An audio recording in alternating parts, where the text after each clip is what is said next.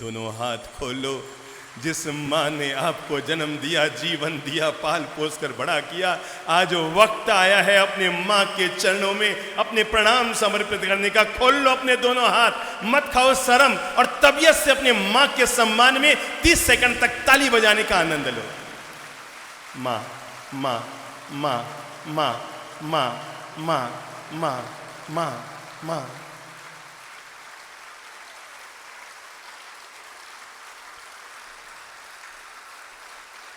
Thank you, thank you, thank you. साधुवादम।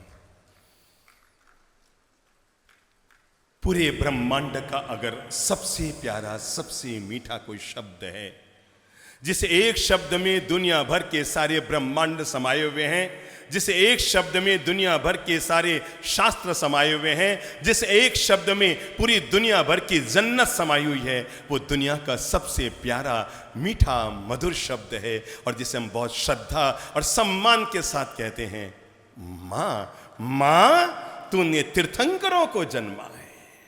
माँ, बोलो माँ, तूने तीर्थंकरों को जन्मा है, तेरे ही दम पर ये जग बना है। अरे तू ही पूजा है, तू ही मन्नत है मेरी और तेरे ही चरणों में जन्नत है मेरी। माँ, तूने तीर्थंकरों को जन्मा है, तेरे ही दम पर ये जग बना है, तू ही पूजा है, तू ही मन्नत है मेरी और तेरे ही चरणों में जन्नत है मेरी। मानता हूं मेरे भाई कि इस दुनिया में मरने के 1000 रास्ते होते होंगे, 1000 रास्ते, 1000 तरीके होते हैं दुनिया में मरने के। कोई किसी चीज से मर जाता है, कोई कैसे ही मर जाता है, कोई बीमारी से मरता है, कोई एक्सीडेंट से मरता है, कोई गिरने से मर जाता है, कोई चलने से मर जाता है। मेरे भाई, जिंदगी भर एक बात याद रखना, इस चराचर जगत में रहने वाले समस्त प्राणियों के लिए मरने के 1000 रास्ते होते हैं, पर जन्मने का एक ही रास्ता है और वो है हमारी श्रद्धा भरी।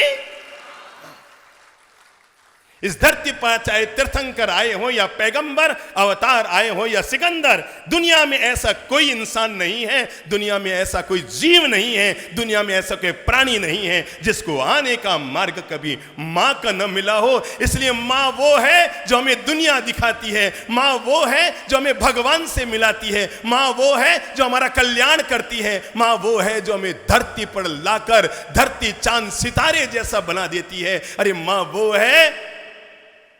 दुनिया में कौन है अवतार और सिकंदर, कौन है तीर्थंकर और पैगंबर जो इस धरती पर मां के दूध का कर्जदार न हो? कौन है? धरती के इतिहास में आज तक ऐसा कोई नहीं हुआ होगा जो मां के दूध का कर्जदार न हुआ हो। मेरे भाई, एक मां हजारों की कमी पूर्ति कर सकती है, याद रखना, एक मां। दुनिया में इससे बढ़कर कोई शब्द नहीं हो सकता। अरे मां की क्या महिमा गाऊं, है? मां की क्या महिमा गाऊं। अरे महिमा के एंड में भी क्या है? मां। तो मां की क्या महिमा गाओगे? अरे आत्मा बोलोगे तो एंड में आएगा मां। बोलो आत्मा। क्या आया एंड में? मां। बोलो महात्मा। क्या आया? मां। बोलो परमात्मा। आत्मा हो कि महात्मा हो कि परमात्मा हो, इस दुनिया में जो आया है सबको आने का एक ही द्वार है, उसका नाम है मां। बोलोगे आत्मा तो मां, बोलोगे महात्मा तो मां, बोलोगे परमात्मा तो मां। 1000 लोग मिलकर भी एक मां की कमी पूरी नहीं कर सकते, पर एक मां हजारों की कमी पूर्ति कर सकती है, हजारों की कमी पूर्ति कर सकती है। इसलिए मां बड़ी महान है। अगर किसी संत को संत जीवन में ग्रहण करने के बाद और संसार का परित्याग करने के बाद भी अगर मां की ममता पर प्रवचन देना पड़ रहा है, तो इसका मतलब यह है कि अगर संतों की भी इस दुनिया में बानगी है, ये संत भी अगर दुनिया में चल रहे हैं, तो इनको भी धरती पर लाने का सौभाग्य तो मां ही देती है। इसलिए हम जब भी बोलते हैं ना भगवान महावीर की जय, तो हम अकेले भगवान महावीर की जय नहीं बोलते, हम जब भी बोलते हैं तो त्रिशला नंदन वीर की और जय बोलो। पहले मां आती है, फिर महावीर आते हैं। मां महावीर का चाहे मां हो तो मां है, और महादेव का चाहे मां हो तो मां है। महादेव अगर शुरू होते हैं तो मां से शुरू होते हैं, और महावीर अगर शुरू होते हैं तो मां से शुरू होते हैं। इसलिए आज का मैं प्रवचन शुरू करूं इससे पहले अपने दोनों हाथ ऊपर करके उस प्यारी मां को अपने प्रणाम जरूर समर्पित करो। वो मां जिसने 9 महीने तक आपको कोख में रखा, वो मां जिसने आपके दर्द और पीड़ाओं को सहन किया, वो मां जिसने अपने आंचल का अमृत आपको पिलाया, वो मां जिसने पाल पोस कर आपको बड़ा किया, वो मां जो जीवन की सांस बनकर आपका विश्वास बन गई। दोनों हाथ ऊपर करके अपनी मां को प्रणाम करो। आज प्रणाम करो मां को, क्योंकि मां को किया गया प्रणाम आत्मा को प्रणाम है, मां को किया गया प्रणाम महात्मा को प्रणाम है, मां को किया गया प्रणाम परमात्मा को प्रणाम है, क्योंकि ये सब मां में समाये हैं। पौराणिक घटना के साथ अपनी बात की शुरुआत कर रहा हूं। कहते हैं देवलोक में एक बार इस बात को लेकर द्वंद्व छिड़ गया कि पूरी दुनिया में इतने सारे देव हैं तो प्रथम पूज्य देव कौन होगा। सभी देवगण ब्रह्मा जी के पास उपस्थित हुए और उपस्थित होकर कहने लगे कि हम में इतने इतने तरह के देव हैं, ये हम हजारों लाखों करोड़ों देवी देवताएं हैं, कृपया आप ही निर्णय करके बताएं कि इन सारे देवी देवताओं में प्रथम पूज्य देव कौन होगा। ब्रह्मा जी ने कहा भाई मैं अपने मुंह से कैसे कह सकता हूं प्रथम पूज्य देव कौन होगा। तुम तो केवल एक काम करो, सारे देवी देवताओं को मैं अपनी तरफ से रजा दे रहा हूं, तुम सभी लोग जाओ और ब्रह्मांड की 3 परिक्रमा लगा के आ जाओ। किसकी? इस संपूर्ण ब्रह्मांड की 3 परिक्रमा लगाकर आ जाओ। जो पहले मेरे पास पहुंच जाएगा वो सदा सदा के लिए दुनिया में प्रथम पूज्य देव बन जाएगा। धरती पर पहली पूजा उसी देव की होगी। जिसके पास जितनी तेज गति का वाहन था सब के सब निकल पड़े, अंत में बच गए जिनके पास एक छोटा सा वाहन था, भारी शरीर छोटा वाहन, और उन्हें लगा कि मैं तो 3 परिक्रमा क्या 4थी परिक्रमा भी न लगा पाऊंगा, और वो बच गए गणपति बप्पा।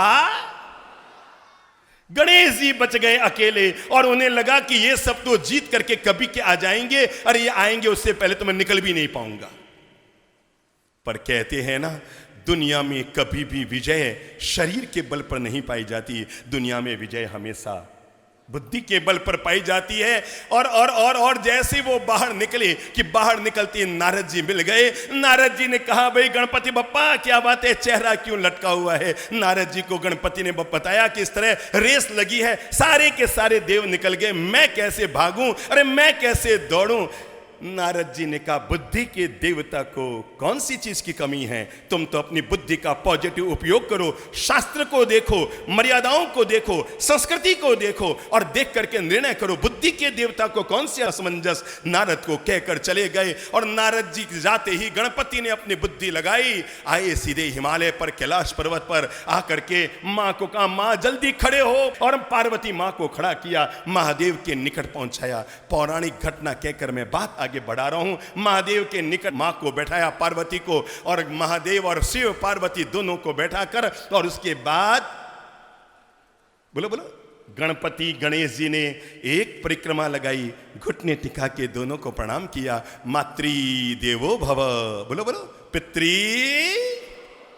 फिर एक परिक्रमा लगाई, फिर एक परिक्रमा लगाई, और परिक्रमा लगा करके गणपति ने फिर एक घुटने टिका के धुक लगाई, मातृ देवो भव पितृ। तीसरी परिक्रमा और लगाई, और लगाकर फिर अपने माता पिता को घुटने टिका के प्रणाम किया। अरे मां ने कहा तू कर क्या रहा है, क्या? अरे मां अभी आप शांत रहो, 2 घंटा में सब खबर लग जाएगी। और तब गणपति सीधे पहुंच गए ब्रह्मा जी के पास। कोई देवी देवता तब तक आया ही नहीं था। गणपति जाकर बैठ गए। ब्रह्मा जी को लगा यार ये गणेश जी मतलब यहां तो गया ही नहीं है, और गए तो बाहर निकल के वापस आकर बैठ गए, हार पहले ही मान ली है। लेकिन ब्रह्मा जी ने जैसे ही गणपति को देखा, बुद्धि के देवता को देखा, और देख करके तब कहा ओ मतलब तुम कुछ और करके आ गए हो। ब्रह्मा जी अपने ज्ञान से पहचान गए। घंटे 2 घंटे 4 घंटे में सारी देव देवता इकट्ठे हो गए, वो कि मैं पहले आया, वो कि मैं पहले आया, और सबने देखा कि जो भी आया था सबसे पहले कौन आगे आए हुए थे, गणेश जी। तो सबको लगा ये चूहे के वाहन वाला गणपति तो क्या क्या क्या गया ही नहीं है, ये तो जाने से पहले ही हार गया। चलो इसकी एक की तो छुट्टी हुई, ये तो जाने से पहले ही हार गया। सभी लोग बैठ गए। अब निर्णायक भूमिका अदा करनी थी किसको? ब्रह्मा जी को। और सभी लोग इंतजार कर रहे थे ब्रह्मा जी किसको प्रथम पूज्य बनाते हैं। तब ब्रह्मा जी ने खड़े होकर कहा, हे ब्रह्मांड के अनंत देवी देवताओं, मेरा तुमसे अनुरोध है, दुनिया में महान वो नहीं होता जिसके पास शारीरिक बल होता है, दुनिया में महान वो होता है जो श्रद्धा सहित अपनी बुद्धि का सही उपयोग कर लेता है। क्या कहा? जो श्रद्धा सहित अपनी भक्ति का सही उपयोग कर लेता है। मैं जानना चाहता हूं, सब तो जाकर आए पर गणपति सबसे पहले आए, तो मैं जानना चाहता हूं गणपति जी पहले आप ही बताओ कि आपने कैसे ब्रह्मांड की परिक्रमा लगाई। तो उन्होंने कहा, भगवान मैंने कुछ नहीं किया, मैं तो हिमालय कैलाश पर चला गया, माता पिता को बैठाया, उनकी 3 परिक्रमा लगाकर मैं तो आकर बैठ गया। भगवान न तो मुझे प्रथम पूज्य बनना है, न अंतिम पूज्य बनना है, मैं तो बस माता पिता की वंदना करके आ गया। तब ब्रह्मा जी ने संपूर्ण ब्रह्मांड में रहने वाले चराचर जगत को जीवन का यह महान पाठ पढ़ाया कि हे दुनियावासियों, मेरी बात को जीवन भर के लिए याद रखना। दुनिया में मां पृथ्वी स्वरूपा होती है, बोल लो, मां पृथ्वी स्वरूपा होती है और पिता परमात्मा स्वरूप होता है। क्या कहा मैंने? मां, बोल लो एक बार, मां किसके स्वरूप होती है? पृथ्वी स्वरूपा होती है और पिता परमात्मा स्वरूप होते हैं। अरे गणपति ने सही बुद्धि का उपयोग किया, इन्होंने माता पिता की परिक्रमा लगा ली है, तो इनको ब्रह्मांड की परिक्रमा लगाने का सौभाग्य मिल गया। और तब कहते हैं ब्रह्मा जी ने खड़े होकर के पूरे धरती के इतिहास के लिए सदा सदा के लिए प्रथम पूज्य देवता के रूप में, बोलो बोलो बोलो बोलो बोलो बोलो बोलो बोलो, गणपति की स्थापना कर दी। ये कहकर कि जो व्यक्ति रोज सुबह उठकर अपने माता पिता की वंदना कर लेता है, उनकी परिक्रमा कर लेता है, उनको 68 तीर्थों की यात्रा करने का पुण्य अपने घर पर मिल जाता है। प्रणाम करो, आप कर सकते हो तो भगवान श्री महावीर की दिव्य आत्मा को, जिन्होंने मां की कोख में रहते हुए, धरती के इतिहास में इससे पहले ऐसा कभी नहीं हुआ और न इसके बाद हुआ, जब भगवान श्री महावीर ने अपनी मां के कोख में रहते हुए संकल्प लिया था कि जब तक मेरे माता पिता जीवित रहेंगे मैं उनकी सेवा को अपना धर्म मानूंगा, तब तक मैं दीक्षा नहीं लूंगा। क्या इतना बड़ा महान संकल्प धरती के इतिहास में आज तक किसी ने मां के पेट में रहते हुए लिया? यह है मां की महिमा। कहते हैं इतिहास गवाह है। मैं इस कहानी को आपके पवित्र कानों में डाल रहा हूं इस भावना के साथ कि जिंदगी जब तक रहेगी और सांसें आपकी जब तक रहेगी तब तक आप इस कहानी को जरूर याद रखेंगे। और ये घटना हमारे प्यारे इतिहास की है कि जब एक दंपति जो बहुत धार्मिक प्रकृति के थे, सात्विक प्रकृति के थे, रोज भगवान की पूजा करते थे, रोज दान पुण्य करते थे, रोज अर्चना करते थे, रोज सत्कर्म किया करते थे, पर उनको एक ही जीवन का दुख था। सारे सुख भगवान ने दिए हुए थे, ऐसा कोई सुख उनकी जिंदगी में नहीं था जो उनकी जिंदगी में ना हो, पर केवल एक ही उनकी जिंदगी में सुख का अभाव था और वो था कि उनके संतान नहीं थी। क्या नहीं थी? संतान नहीं थी। और उन्होंने संतान के अभाव में लगा कि कहीं ऐसा ना हो, हमारी संतान ना हो और जिंदगी सूनी रह जाए, हमारा वंश कौन चलाएगा? अरे हमारी मृत्यु के बाद हमारा देहदान या हमारा तर्पण कौन करेगा? हमें कोई न कोई संतान चाहिए। और कहते हैं उन्होंने अपने आराध्य देव की उपासना की। आराध्य देव 7 दिन तक 8 दिन तक लंबी तपस्या करने के बाद आराध्य देव प्रकट हुए और प्रकट होकर कहा, बोलो भाई तुम्हें क्या वरदान चाहिए? उन्होंने कहा कि हमें कुछ नहीं चाहिए, भगवान ने सारे सुख हमें दिए हैं, हमें केवल एक ही सुख चाहिए, हमें संतान का सुख नहीं। कहते हैं उस देव ने उन दोनों के भविष्य को देखते हुए कहा कि मैं तुम्हें यह वरदान तो दे सकता हूं, पर मैं तुम्हें आगाह करना चाहता हूं कि ये जो तुम्हें संतान का मैं वरदान दूंगा, ये वरदान तुम दोनों के लिए अभिशाप बन सकता है। क्या कहा? तुम दोनों के लिए अभिशाप बन सकता है। दोनों चौंके कि पुत्र का जन्म होना हमारे घर के लिए अभिशाप। तो कहते हैं कि तब उस ब्रह्मांड के देव ने कहा था कि तुमको संतान तो मिल जाएगी, पर तुम्हारे भाग्य में एक दोष है कि तुम जिंदगी में कभी संतान का मुख नहीं देख पाओगे। क्या कहा? तुम जिंदगी में कभी संतान का मुख न देख पाओगे, और जैसे ही तुम अपनी संतान का मुख देखोगे कि जीवन भर के लिए तुम्हारी आंखें चली जाएगी, तुम नेत्रहीन बन जाओगे। पति ने पत्नी को देखा, पत्नी ने पति को देखा, क्या किया जाए? जिंदगी में संतान को देख नहीं पाएंगे, और अगर एक बार देख लिया तो नेत्रहीन हो जाएंगे। लेकिन दोनों ने ही, इसे कहते हैं माता और पिता, जब दोनों ने ही देव से कहा, हे देव, हमें आपकी शर्त मंजूर है। और तब 9 महीने के बाद उनके घर पर संतान का जन्म हुआ, और जन्म होने के साथ ही परिवार वालों ने संतान को बगल वाले कमरे में दे दिया, उनको अलग कमरे में डाल दिया। दोनों की आंख पर पट्टी बांध दी गई, ये कहकर, क्योंकि पता था कि अगर एक बार भी अगर संतान की झलक भी देख ली तो दोनों की आंखें सदा के लिए चली जाएगी। मैं आपको कैसे बताऊं, किसे कहते हैं मां की ममता, किसे कहते हैं पिता का प्यार। 10 दिन भी नहीं बीते थे, शाम का समय था, बच्चा बिलख रहा था। सब घर के लोग उसे मना मना कर हार गए, सब घर के लोग उसे प्यार दे देकर हार गए, छाती से लगा कर हार गए। पर वो तैया बच्चा रोए जा रहा है, रोए जा रहा है, रोए जा रहा है। मां का दिल पसीज गया। उसने कहा, जो होगा सो होगा, मुझे अपने बच्चे के पास जाने दो। पति ने रोका, क्या कर रही है पता नहीं है, अगर तू बच्चे के पास गई और एक पल की तेरी झलक पड़ गई तो तेरी आंखें सदा के लिए चली जाएगी। तब उस ममता भरी मां ने कहा कि मेरे पुत्र के मुंह को देखने के लिए, अरे एक बार तो क्या, अगर 100 बार भी मुझे आंखें कुर्बान करनी पड़े तो मैं करूंगी।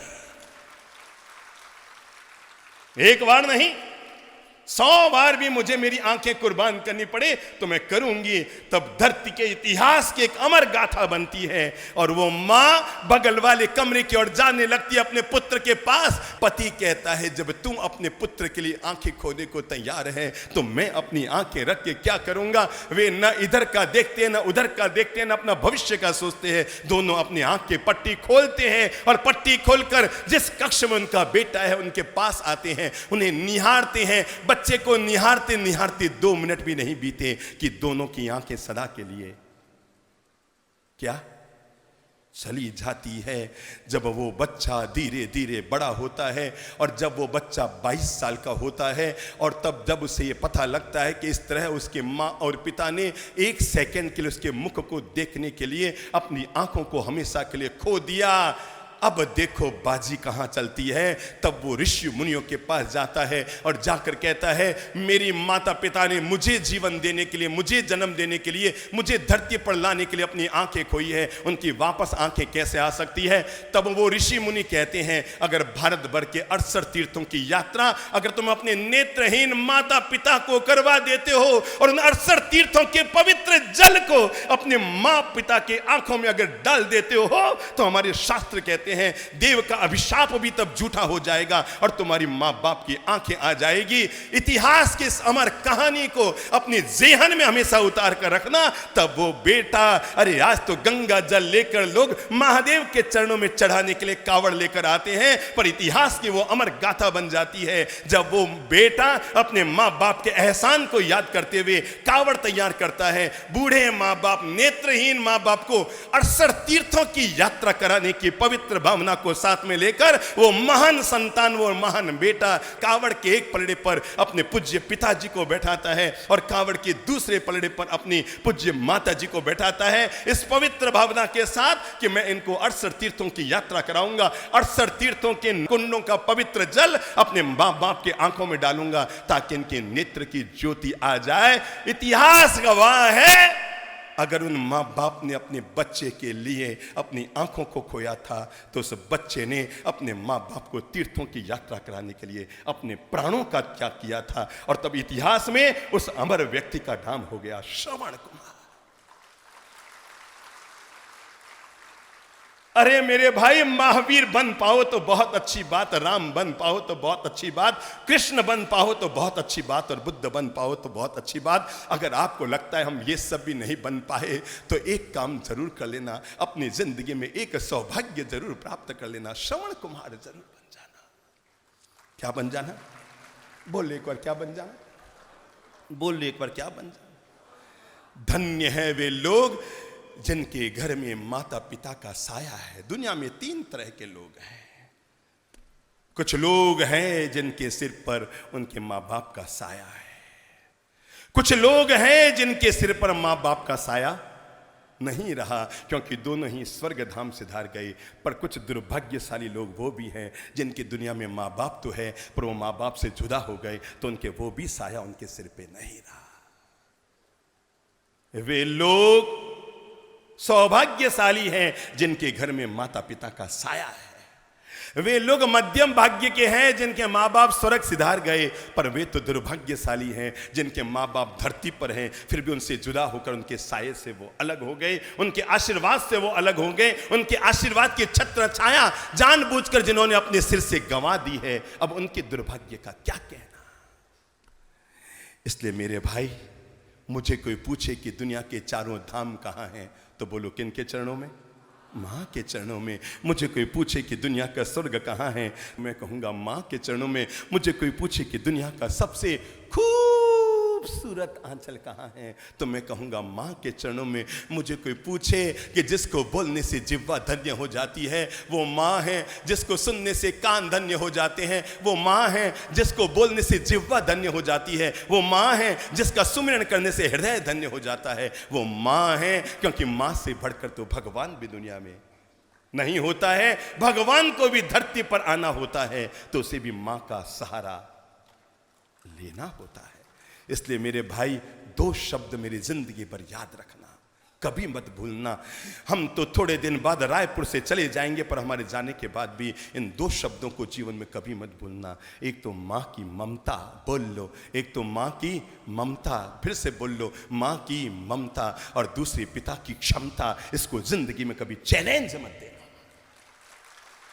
नंबर एक माँ की ममता, और नंबर दो पिता की क्षमता। जिस व्यक्ति ने इससे बढ़कर किसी को चैलेंज दे दिया है, मानकर चलना वो जीवन की बाजी हार गया है। क्योंकि मां की ममता, मानता हूं कि सागर बहुत गहरा है, पर मां की ममता से ज्यादा गहरा नहीं होता होगा। मानता हूं कि हिमालय बहुत ऊंचा है, पर पिता की क्षमता से ज्यादा ऊंचा तो नहीं होता होगा। हिमालय बहुत ऊंचा है, कहते हैं माँ हिमालय की तरह होती है, पर मैं बता दूं, माँ हिमालय की तरह तो होती है, पर हिमालय के पत्थरों की तरह कड़क नहीं होती है। कहते हैं माँ सागर की तरह होती है, पर मैं बता दूं, माँ सागर की तरह तो होती है, पर सागर की तरह खारी नहीं होती। कहते हैं माँ हवा की तरह होती है, मैं कह दूं माँ हवा तो होती है, पर हवा की तरह ऋतुओं से मौसम नहीं बदलती। कहते हैं माँ परमात्मा की तरह होती है, पर मैं बता दूं परमात्मा की तरह दुर्लभ नहीं होती। जब ईश्वर को प्रणाम लेना होता है तो मंदिर में विराजमान होते हैं, और जब प्रणाम का परिणाम देना होता है तो माता पिता के रूप में हमारे घर में आते हैं। एक बहुत प्यारा शब्द है, परिवार को इंग्लिश में क्या बोलते हैं? सब बोलो, फैमिली। फैमिली की स्पेलिंग बोलो तो सभी लोग बोलो, एफ, बोलो बोलो बोलो बोलो, FAMILY, बराबर। फिर से बोलो, FAMILY। चलो आज मैं जब माँ की ममता पर और पिता की क्षमता पर बोल रहा हूं, तो पहले आपको फैमिली की परिभाषा दे दूं। सब बोलो फैमिली की परिभाषा। F for father. पंडाल के बाहर जो पीछे खड़े ना वो भी बोल लेना, क्योंकि वो भी माँ के पेट से पैदा हुए हैं, बीबी के पेट से पैदा नहीं हुए हो। सब बोल लो, सब बोल लो, सब बोल लो। A फॉर एंड और M for mother. F for father, A for and, M for mother, I for I, L for love, Y for you. Father and mother, I love you, this is the meaning of family. जहां पर व्यक्ति अपने प्रेम, प्यार और मोहब्बत की शुरुआत अपने माता पिता से करता है। फादर एंड मदर, बोल लो सब, father and mother, I love you. रोज सुबह उठकर जब माता पिता के चरणों में धोख लगाओ ना, तो मेरे इस वाक्य को जीवन भर दोहराने रहना। आई love you mom, I love you पूज्य पिताजी, आई लव यू माता जी, आई लव यू। क्योंकि जिंदगी में आज आप जो बोल पा रहे हैं ना, ये आई लव यू इसकी शुरुआत भी आपके माता पिता ने ही की थी। आओ इस दुनिया के सबसे खूबसूरत शब्द को थोड़ा सा आनंद लेते हैं। बोलो माँ, दोनों को अलग अलग करो, म और आ। क्या हुआ? म और आ। म का मतलब ममता और आ का मतलब आंचल। जिसका आंचल हमेशा ममता से भरा रहे उसका नाम माँ होता है। क्या कहा मैंने? जिसका आंचल किससे भरा रहे? ममता से हमेशा भरा रहे, उसी को दुनिया में हम क्या कहते हैं? मां कहते हैं। मेरे भाई, मुझे याद है किसे कहते हैं मां, मैं आपको बताऊं। बाप बेटे में झगड़ा हुआ, बाप ने कह दिया मेरे घर में नहीं रहने का, बेटे ने कहा मैं भी नहीं रहना चाहता, बाप ने कहा निकल जा। गुस्से में पिता ने कह दिया निकल जा, और बेटा भी गुस्सा खा के निकल गया। दूसरा किराए पे घर ले लिया, वहां रहने लगा। एक दिन मां को किसी से खबर लगी कि तुम्हारे बेटे को पी लिया हो गया है और वो रह रह कर तुमको याद कर रहा है। मां ने अपने पति से कहा कि मुन्ने की तबीयत बिगड़ गई है, कहो तो मैं जाके आ जाऊं। उसने कहा खबरदार, अगर एक दिन उसके घर चली गई तो हमेशा उसके घर या तो तेरे भाग्य में पति या तेरे भाग्य में पुत्र, दोनों नहीं रहेंगे, तू निर्णय कर ले। अब नारी बेचारी क्या करे, आखिर तो उसे पति का ही साथ देना पड़ेगा। सुबक कर रह गई, बुद्धि लगाई क्या करूं क्या करूं क्या करूं क्या करूं। और अगले दिन सुबह उसने फटाफट एक पूजा की थाली तैयार की, थोड़े कुमकुम, थोड़ी केसर, 2 फूल, 1 फल, 1 मिठाई और इस तरह से 1 दिया, और ये कह के सुबह सुबह पूजा की थाली तैयार की और कहा मैं जाऊं। तो पति ने कहा किधर जा रही है? कहा मंदिर जा रहे हूं, आज मेरे व्रत है तो देवी मां की पूजा करके आ रही हूं, क्योंकि आज शुक्रवार है ना, तो देवी मां की पूजा करके आ रही हूं। ठीक है जल्दी जाना, वापस फटाफट आ जाना। निकल गई। कौन सी देवी और कौन सी मां और कौन सा शुक्रवार?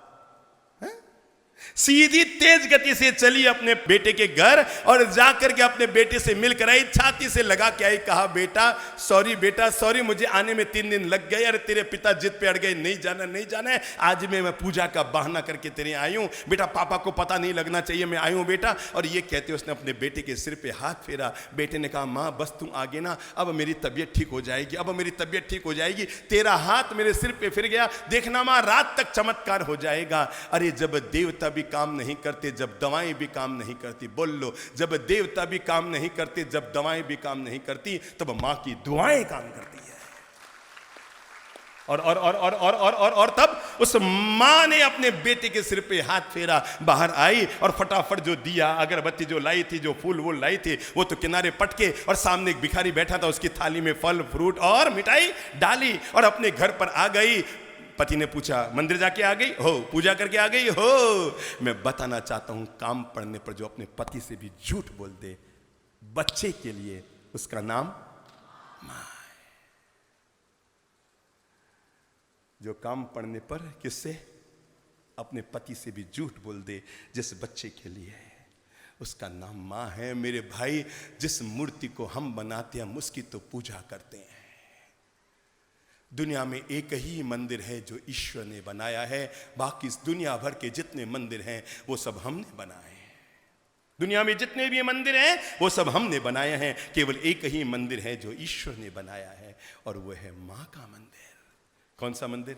ये जो मां का मंदिर होता है ना, ये ईश्वर बनाता है, इसलिए उसकी ममता और पिता की क्षमता को कभी चैलेंज नहीं दिया जा सकता।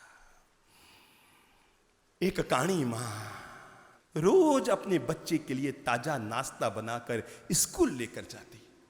सोचती कि सुबह अगर 7 बजे नाश्ता बनाकर दे दूंगी, बेटा 11 बजे तक खाएगा, सब ठंडा हो जाएगा, पास में ही तो घर है, मैं रोज पहुंचा के आ जाऊंगी। और वो नाश्ता ताजा बनाकर 11 बजे का खाना स्कूल में पहुंचाने जाती, और बच्चा उसे रोज टोकता, माँ मैंने तुम्हें 10 बार मना कर दिया मेरे स्कूल में मत आया कर, क्योंकि तू जब आती है ना और जब वापस जाती है तो बच्चे मुझे छेड़ती है, काणी माँ का बेटा, काणी माँ का बेटा, काणी। मुझे ये सुनना बिल्कुल अच्छा नहीं लगता, माँ तू मेरे स्कूल में मत आया कर। माँ ने कहा बेटा इसमें बुरा मानने की क्या बात है, मैं काणी हूं तभी तो लोग काणी कहते हैं ना, इसमें गलत क्या है? अगर मैं काणी हूं और लोग मुझे काणी कहते हैं तो इसमें गलत क्या है बेटा? काणी को तो काणी कहेंगे, तय है बेटा। कई दिन बीत गए, कई साल बीत गए, लड़के की शादी हो गई। अब माँ और ज्यादा चुभने लग गई, वो काणी माँ, क्योंकि पत्नी ने कह दिया ये सुबह सुबह उठते ही मुझे तुम्हारी काणी माँ का मुंह देखना अच्छा नहीं लगता, ये मुझे तुम्हारे काणी माँ का मुंह देखना अच्छा नहीं लगता।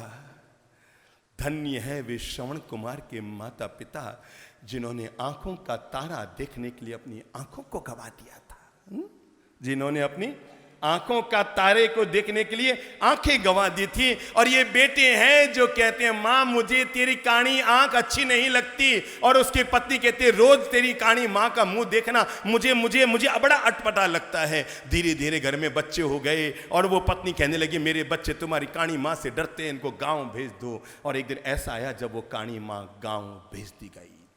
लड़ झगड़ के बहू ने काणी माँ को गांव भेज दिया। अब वो काणी माँ महीना 2 महीना साल 2 साल 5 साल बीत गए, अकेली गांव में रह रही है, अपनी जिंदगी काट रही है।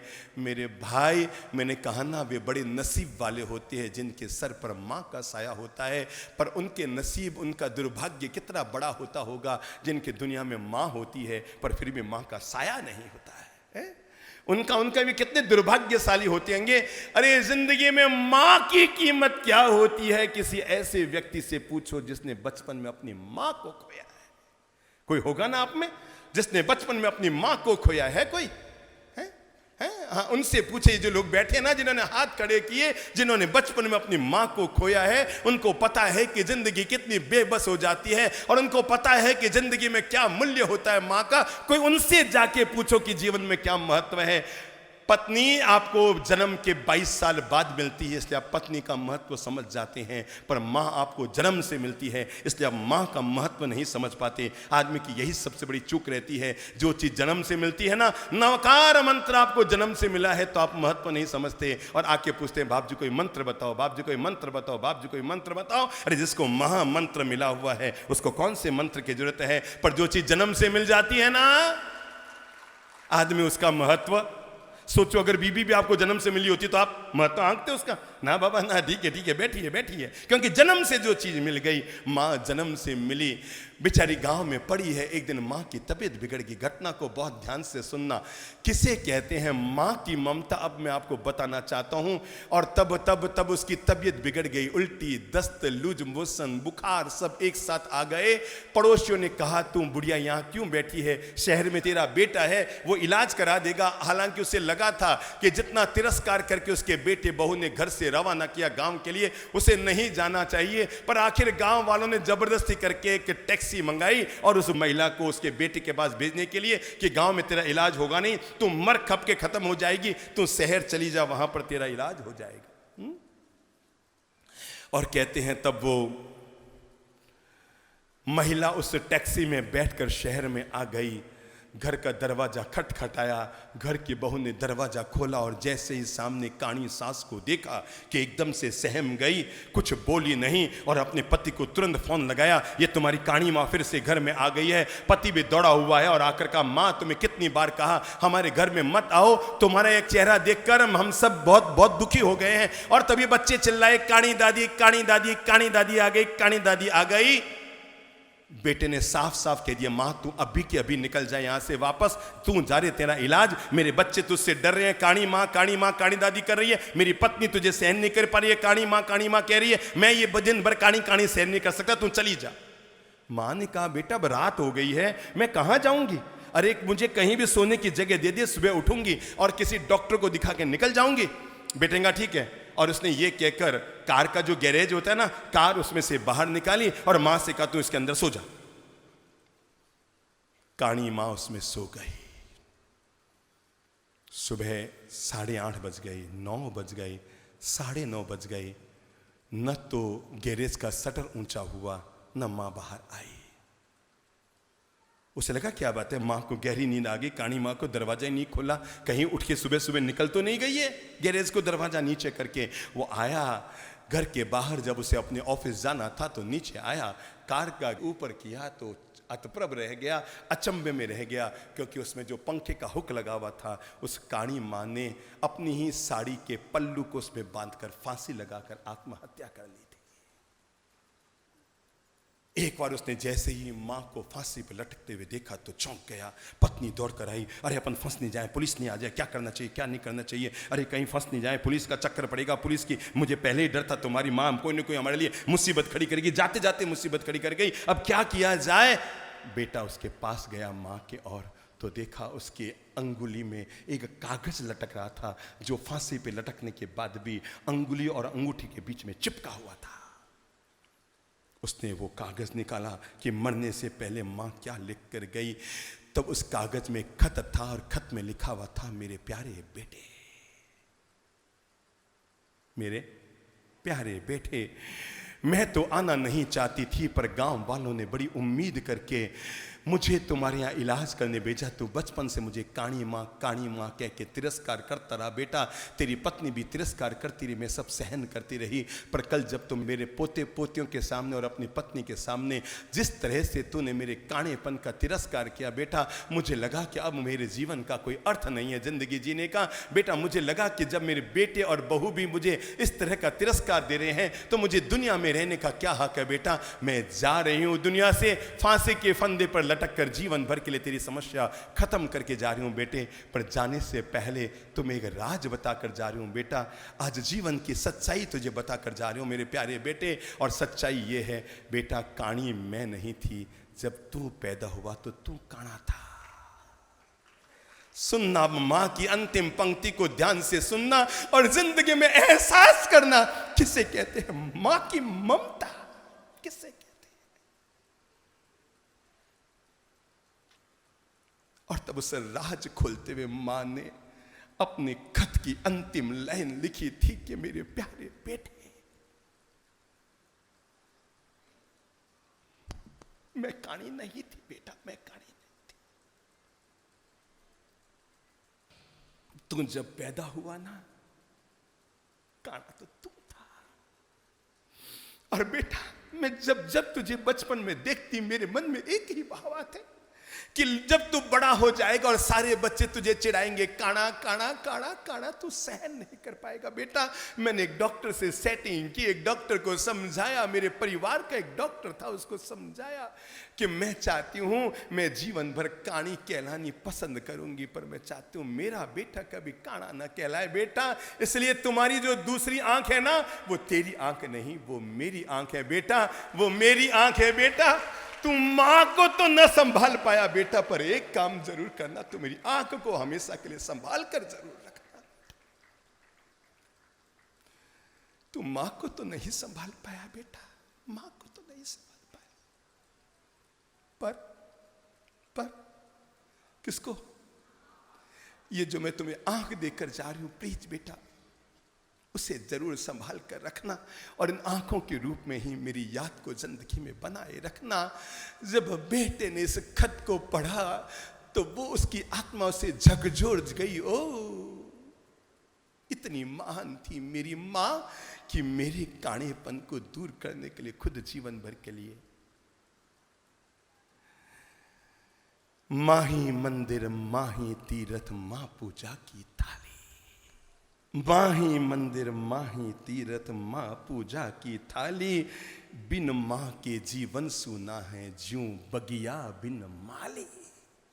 जैसे बिना माली के बगीचे का कुछ दिन में क्या हाल हो जाता है, एक बार कल्पना करो कि जन्म देने के बाद अगर हमारी मां ने हमें भाग्य के भरोसे छोड़ दिया होता तो।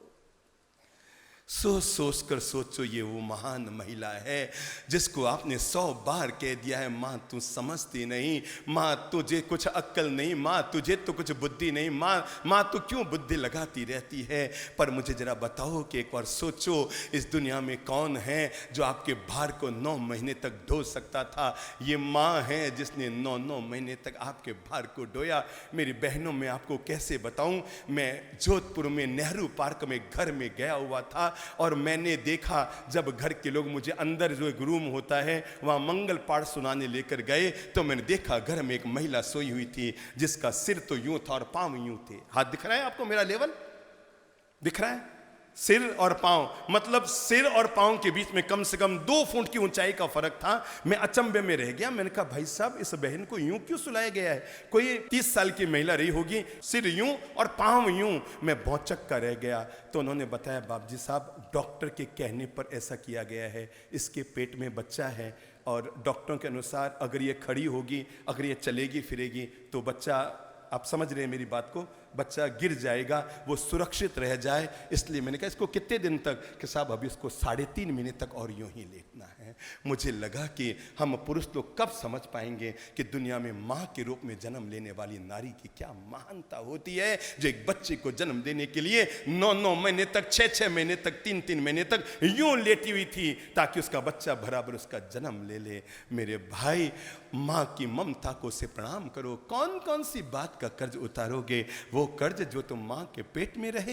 अरे मेरे भाई, वो महान माँ का कर्ज कैसे उतारोगे जिसने अपनी आंचल का तुम्हें अमृत पिलाया और दुनिया में कभी नहीं देखा होगा, कभी नहीं सुना होगा कि दुनिया में ऐसा भी होता है। इतना भी महान कोई भगवान होता है कि जब हम माँ का दूध पीते थे तो याद करो, अरे माँ को भूलो, अपने पत्नी और बच्चे को देख लो, आपको पता लग जाएगा आपकी माँ ने आपके साथ क्या किया होगा। और हम 6 महीने के, 8 महीने के थे, 9 महीने के थे और माँ के आंचल का जब अमृत पिया करते थे, इधर अमृत पीते, इधर अपनी लातें चलाया करते थे और वो लातें चला चला कर यूं यूं यूं यूं धमिड़े खाया करते थे। मेरे भाई, दुनिया में दूध पीकर जहर देने वाले तो जिंदगी भर मिल जाएंगे, पर लातें खाकर दूध पिलाने वाली मां होती। आपके बचपन की लातें खाकर दूध पिलाने वाली कौन होती है? बोल लो। अपनी जिह्वा को कम से कम आज तो धन्य कर लो। आज प्रवचन नहीं, आज तो मां का महोत्सव है। क्या है? मैं कोई प्रवचन देने नहीं बैठा हूं मेरे भाई, मैं भी अपनी माँ का महोत्सव मना रहा हूं। आप भी अपनी माँ का महोत्सव मना लो। वो माँ जिसने याद करो बचपन में जब हम बच्चे थे, देखो याद करो, आप में कोई है जो जब बच्चा था तो उसने पोतड़ी में सुसु भी किया होगा? हाथ खड़ा करो, किस किसने किया होगा? सबने सुसु किए हैं पोतड़ी में, सबने, चाहे वो समाज का अध्यक्ष हो या मंत्री, नेता हो कि प्रतिनेता, चाहे वो कोई भी क्यों ना हो, पर सबने बचपन में माँ के कपड़े गीले किए हैं। अरे मेरे भाई, इतनी सी मेहरबानी करना, जिसके तुमने बचपन में कपड़े गीले किए, बुढ़ापे में उसकी आंखें गीली करने का पाप मत करना। जिसके बचपन में कभी कपड़े गीले किए, बूढ़ापे में उसकी आंखें गीली करने का दुर्भाग्य अपने जीवन में हासिल मत करना। अरे जब पहली सांस ली आपने दुनिया में आकर, तो माँ आपके पास थी। आप केवल एक काम करना, जब आपने पहली सांस ली तो माँ तुम्हारे पास थी, जब वो अंतिम सांस ले तो आप उसके पास जरूर हो जाए। आपने जब पहली सांस ली थी ना, तो आपको साया देने के लिए आपकी माँ थी। वो माँ जिसने एक बार जिंदगी में आपको रुलाया होगा, बाकी जिंदगी में आप रोते थे ना तो माँ का कलेजा कांपता था। वो माँ जिसने आपके हजारों बार पोतड़िए धोए। पक्की बात? पक्की बात? हाथ खड़ा करो, किसको लगता है कि उसकी माँ ने पोतड़िए धोए? पक्की बात? हाँ भाई, हो सकता है किसी की पत्नी ने धोए हो तो मत हाथ खड़ा करना भाई। मैं क्यों जबरदस्ती करूं? मैं अपने प्रवचन की कोई बात जबरदस्ती किसी गले नहीं उतारता हूं। सोचो, उन हजारों बार धोए गए पोतड़ियों का क्या जीवन में कर्ज उतार पाओगे? और वो जो माँ हमें लोरियां सुनाती थी ना रात को सुलाने के लिए, माँ मुझे कहानी सुनाओ, मम्मी मुझे कहानी सुनाओ, और बेचारी मम्मी रोज कहानियां कहाँ से सुनाती है? और तब मम्मी कहती, हाँ बेटा यूं यूं याद करो, याद करो, याद करो। मुझे अभी भी वो एहसास याद है जब माँ हमारे सिर के बालों में यूं यूं अंगुलियां चलाती। वो अंगुलियों का लाड़, ओहो, सातों स्वर्ग क्या होते हैं और 14 देवलोक क्या होते हैं उस लाड़ के सामने। जब माँ हमारे सिर पर यूं अंगुलियां सहला सहला कर हमें सुलाया करती थी, लोरियां गाया करती थी, और तब कहती थी एक था राजा, तब हम कहते थे फिर वो कहती एक थी रानी, तब हम कहते थे और जब हमें नींद आती तो माँ कहती हो गई खत्म। याद है वो माँ की ममता, जब वो लोरियां गा गा के हमें सुलाया करती थी। और जब वो गाया करती थी, चंदा है तू, मेरा सूरज है तू, हाँ मेरी आंखों का, सब गा लो, अपने अपने बच्चों के लिए गा लो, माता पिता बनकर गा लो या माता पिता के सम्मान में गा लो। चंदा है तू, मेरा सूरज है तू, हाँ मेरी, हाँ मेरी, हाँ मेरी आंखों का तारा है तू, चंदा है तू, मेरा सूरज है तू, चंदा है तू, मेरा सूरज है तू, हाँ मेरी आंखों का तारा है तू।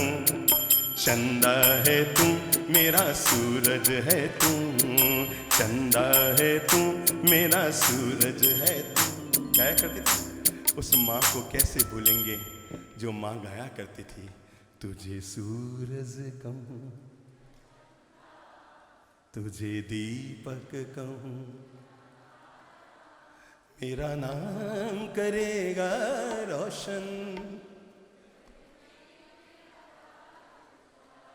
प्रणाम कर लो अपनी माँ को जिसने आपके लिए सपने देखे थे। प्रणाम कर लो, एक बार हाथ जोड़ लो, शीश झुका लो उस माँ को, उस पिता को जिन्होंने आपके लिए इतने मीठे ख्वाब और सपने देखे थे। मेरे भाई, जिंदगी में कभी भगवान आपके सामने प्रकट हो जाए तो ये मत कहना कि भगवान मेरे सपने पूरे कर, कभी मत कहना। जिंदगी में कभी ईश्वर स्वयं आपके सामने खड़े हो जाएं तो ये मत कहना कि भगवान मेरे सपने पूरे कर, क्योंकि आपके सपने में तो कोई भी हो सकती है।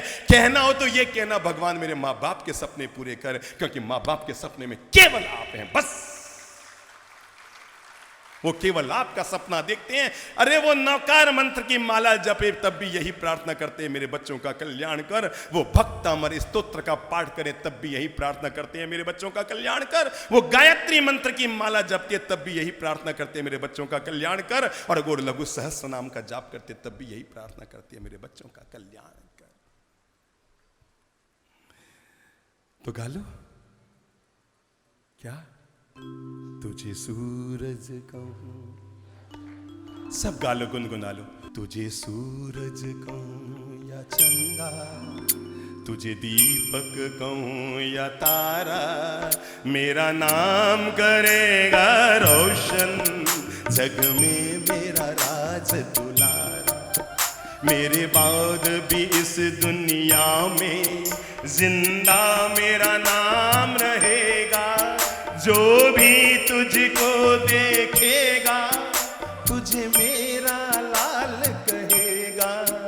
तेरे रूप में मिल जाएगा मुझको जीवन दोबारा। मेरा नाम करेगा रोशन, जग में मेरा राज। अब देखो माँ की और पिता की भावनाएं। जब अंगुली थाम तेरी, बोल लो बोल लो, कोई जबान बंद न रह जाए, भूल से बंद न रह जाए आपकी जबान। जब अंगुली थाम तेरी तुझको चलना सिखलाऊं। अब क्या करना, बोलो बोलो। तू हाथ पकड़ना मेरा जब मैं बूढ़ी हो जाऊं। तेरे रूप में मिल जाएगा मुझको जीवन दोबारा। मेरा नाम करेगा रोशन, जग में मेरा। उस माँ की ममता का कर्ज कैसे उतारोगे जो रात को लोरियां गाकर सुलाती थी, सुबह मुस्कुराकर उठाती थी। सुबह हमें मुस्कुराकर उठाती थी। और जब हमें स्कूल से हम आते थे, कहते थे मम्मी तेरी लौकी की सब्जी मुझे नहीं भाती, तो दोपहर में 2:30 बजे वो माँ हमारे लिए कुरकुरी भिंडी की सब्जी बनाया करती थी। कब उतारोगे उसका कर्ज, बताओ। और जब हमें खांसी की दवाई होती थी तब हम कहते थे माँ ये तेरी खारी दवाई मुझे नहीं भाती। याद है ना, खांसी की बीमारी होती थी बचपन में और माँ कहती ले बेटा दवाई ले ले, और तब हम कहते थे माँ ये तेरी खारी दवाई हमें नहीं भाती। प्रणाम करो उस महान माँ को जो उस दवाई को पहले खुद पीकर कहती देख बेटा खारी नहीं मीठी, देख मैंने पी, ले अब तू भी पी ले, है ना। ये माँ की ममता थी। याद करो उस माँ की ममता को जब लकड़ियां जला जला कर, फूंके मार मार कर आपके लिए गरम रोटियां बना बना कर तवे से उतार कर आपकी थाली में डाली थी। क्या उनका कभी कर्ज उतार पाओगे? और वो जो माँ ने पैंजनियां बांधी थी ना, सोच भी नहीं सकते हो उन सब का कर्ज उतारने की। और जब हम स्कूल रवाना होते, माँ मुझे टॉफी खाने, मुझे पैसा, मैं नहीं जाऊंगा नहीं तो। और तब वो माँ मैं मेरी माँ की कहानी कह रहा हूं। जब वो माँ राखी के दिन और माला के दिन और दिवाली के दिन पियर से जो उनको 10-20 रुपये में मिला करते थे, वो उसका छुट्टा कराकर रेजगारी कराकर डब्बी में रखती थी और रोज बच्चे को देती, ले बेटा 5 पैसा, ले बेटा 5 पैसा, जा जा स्कूल जा बेटा, 5 पैसा ले स्कूल जा। अरे अरबपति भी बन गई तो क्या हुआ, माँ के उस 5 पैसे का कर्ज उतारने की ताकत तो आप में क्या, आपके 100 जायों में भी नहीं हो सकती। वो जो 5 पैसे माँ अपने जिगर से निकाल कर आपको दिया करती थी। इसलिए माँ केवल माँ होती है, माँ की कोई कार्बन कॉपी नहीं और माँ की कोई फोटो कॉपी नहीं होती है। उसको नहीं देखा हमने कभी, पर उसकी जरूरत क्या होगी। हे माँ तेरी सूरत से अलग भगवान की सूरत क्या होगी। ओ माँ, ओ माँ, ओ माँ, तू कितनी अच्छी है, तू कितनी भोली है, तू कितनी प्यारी है, तू राज दुलारी है। ओ माँ, ओ माँ, ओ सब गा लो, गुनगुना लो, हाथ खोल लो, कमर सीधी कर लो, अपनी आंखों को बंद करके माँ के चरणों में अपना दिल लेकर आओ। कितनी अच्छी है, तू कितनी भोली है, तू प्यारी प्यारी है। ओ माँ, कोई होठ बंद न रह जाए। माँ, ओ माँ, ओ माँ, कि ये जो दुनिया है जीवन है कांटों का, कि ये जो दुनिया है जीवन है कांटों का, तू फुलवारी है। ओ माँ, ओ माँ, ओ माँ। मैं बताऊं आपको माँ कैसे समय रहती है। चलो ताली बजाओ सब। माँ, माँ, माँ, माँ, माँ, माँ, माँ, माँ, बजाते रहो।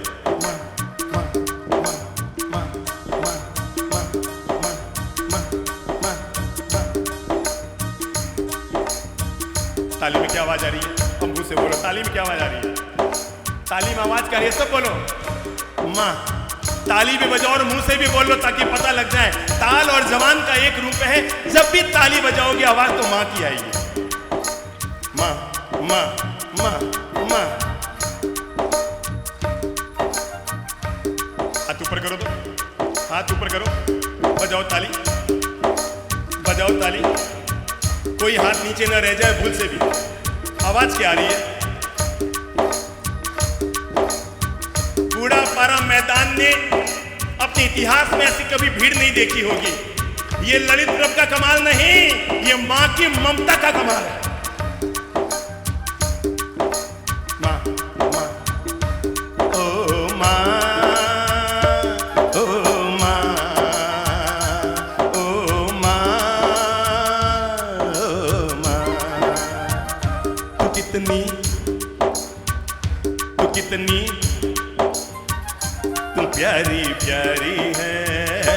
ओ माँ, बच्चों गा लो अपनी माँ के लिए। ओ माँ, ओ माँ, ओ माँ।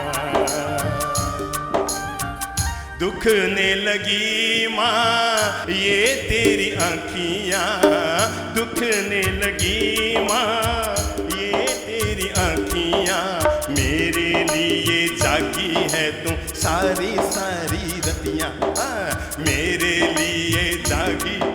जब हमें बुखार आ जाता था, हमारी माँ गीली पट्टी सिर पर लेकर रात भर बैठी रहती थी, हम सिसकते रहते थे। ये महान माँ है जो बैठी रहती थी।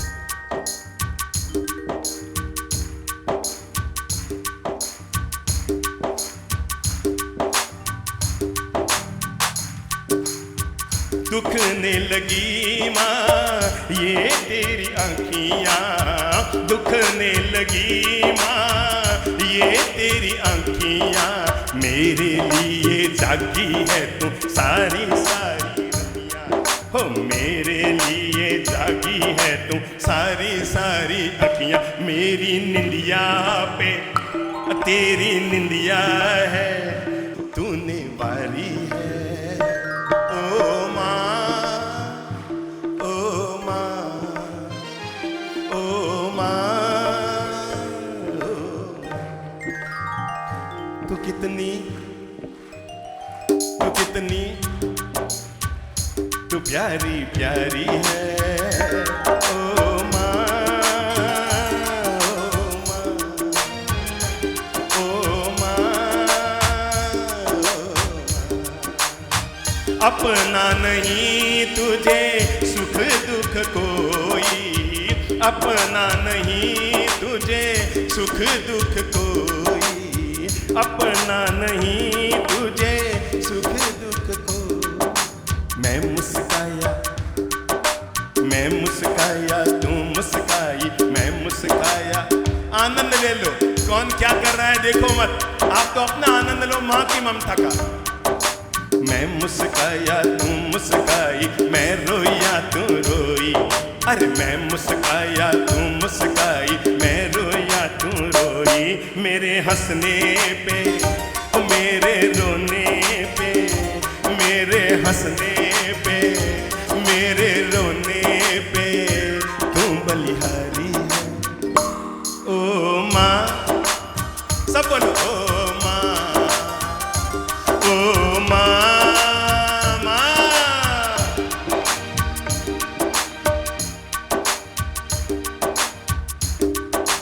जो लोग पंडाल के बाहर बैठे हैं हाथ खोल लो, बैठे मत रहो, मिट्टी की मूर्ति रह गए तो आज भी भाग्य कमजोर रह जाएगा, हाथ खोल लो।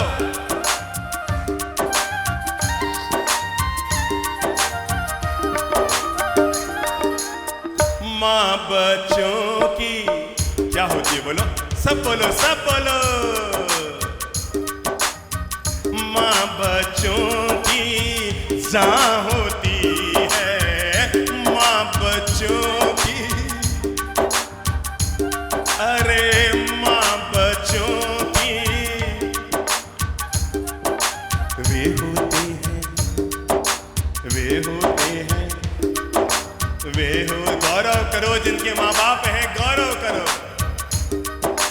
वे होते हैं किस्मत वाले, वे होते हैं, अरे वे होते हैं, एक और वे होते हैं किस्मत वाले जिनके माँ होती है, वे होते हैं किस्मत वाले जिनके माँ होती।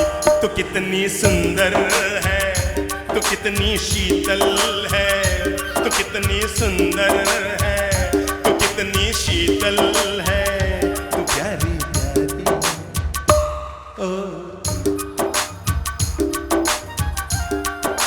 देख लो बहनों, आपके बगल में आपकी माँ बैठी हो ना तो लिपट के गा लो, और सासू माँ बैठी हो तो भी लिपट के गा लो। क्या तो कितनी, तो कितनी प्यारी है, तू राज दुलारी है ओ माँ, ओ माँ, ओ माँ, ओ माँ, ओ माँ,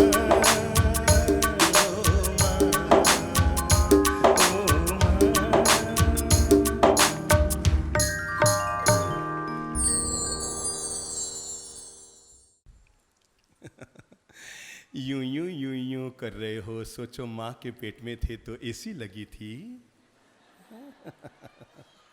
एक बार माँ के पेट को याद करो, ये ईश्वर की क्या तकड़ी व्यवस्था है। गरीब से गरीब घर में भी बच्चा जन्मेगा, और अंबानी और अडानी के घर में भी बच्चा जन्मेगा, तो जन्मने का तरीका दुनिया में सबका एक जैसा होगा। ये ईश्वर की तकड़ी व्यवस्था है। अगर गरीब बच्चा माँ के पेट में गर्मी में बैठा है, तो अडानी और अंबानियों के घर में कोई माँ के पेट में एसी तो फिट नहीं किया जाता है। ये जन्म और मरण का तरीका एक जैसा दुनिया में है मेरे भाई। तो आज तो माँ की ममता का आनंद लो।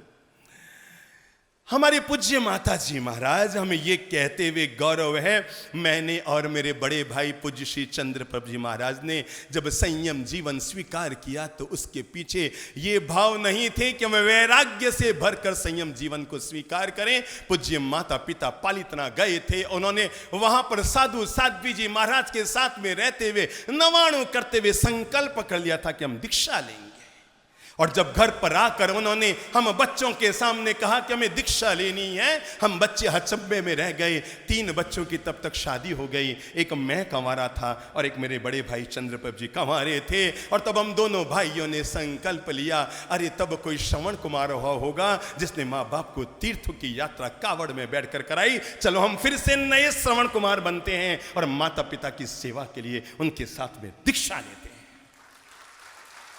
हमें गौरव है, आपके माता पिता ने वसीयत में आपके लिए मकान छोड़ा होगा, दुकान छोड़ी होगी, धन दौलत जमीन जायदाद छोड़ी होगी। हमें गौरव है, हमारे माता पिता ने वसीयत में हमें संयम का जीवन प्रदान किया। ये गौरव है हम दोनों भाइयों को कि ईश्वर ने, हमारे माता पिता ने हमें वसीयत दी।